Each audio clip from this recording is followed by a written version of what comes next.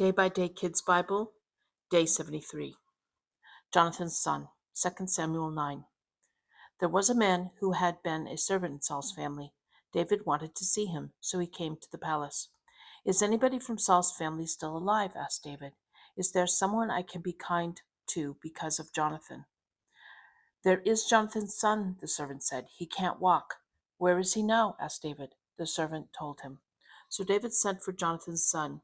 His name was Mephibosheth. He came to see David. He bowed down. Don't be scared, said David. I'm going to be kind to you. Mephibosheth bowed down and said, I'm just like a dead dog. Why should you think about me? Your father, Jonathan, was my best friend. I'll give you all the land that Saul, your grandfather, owned. I'll always let you eat at my table. David called Saul's servant. I have given Mephibosheth all the land that Saul owned, he said. You and your family will take care of that land. Gather the crops that grow. That way, Mephibosheth can have enough to live on. He will eat at my table. I'll do whatever you want, said the servant. So Mephibosheth ate at David's table. He was like part of David's family. Mephibosheth had a little boy. Saul's servant and his family helped them. A palace and a tent. 2 Samuel 7, 1 Chronicles 17. David was sitting in his palace. Nathan the prophet was there. David said, Look at this. I'm living in a palace, but God's ark box is out there in a tent. Do whatever you're thinking, said Nathan. God is with you. That night God spoke to Nathan. God said to tell David, Don't build a house for me to live in. One of your children will be king after you. He will build a worship house for me. I will never stop loving him. Your family and your kingdom will last forever. Nathan told David everything God had said. Then King David prayed to God. You've shown me these things, said David, so I've been brave enough to pray to you. Lord, you are God. There is no one like you. I can trust your word. You've promised good things to me. Now bring good things to my family. Then we will be able to serve you forever. You have spoken. There will be good things for me forever. A rude king. 2 Samuel 10, 21, 15 through 17, and 1 Chronicles 19.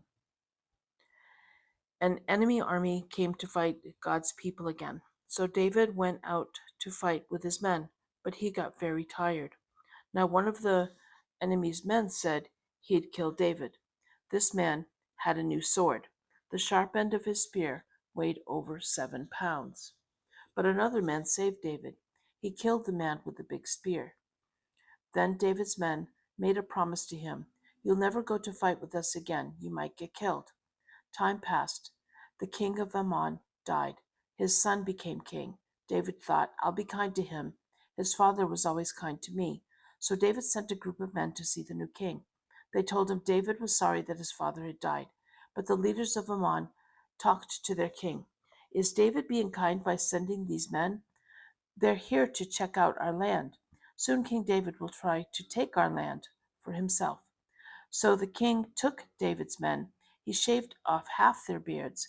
He cut their clothes in half across the middle. Then he sent them home. Now somebody told David what had happened. So David sent a message to the men. He told them, Stay at Jericho until your beards grow back, then come home. The leaders of Ammon began to see what they had done.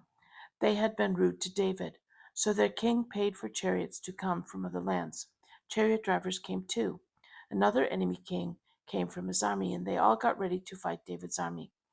David heard about this army, so he sent Joab and his men out to fight against it. Now enemies were near the city. Enemies were in the country too. So Joab led his best men out into the country to fight. The rest of his men went with his brother. They went to fight Ammon near the city. If the enemy I fight is too strong, come save me, said Joab. If the enemy you fight is too strong, then I'll come to save you. Be strong, be brave. We'll fight for God's people. God will do what he thinks is best. So Joab began fighting. The enemy army in the country ran away from them. The army of Ammon saw them run away, So they ran away too. Now the army in the country called more men to help them. David found out about it, so he sent his army out to fight them again. But the army ran away again.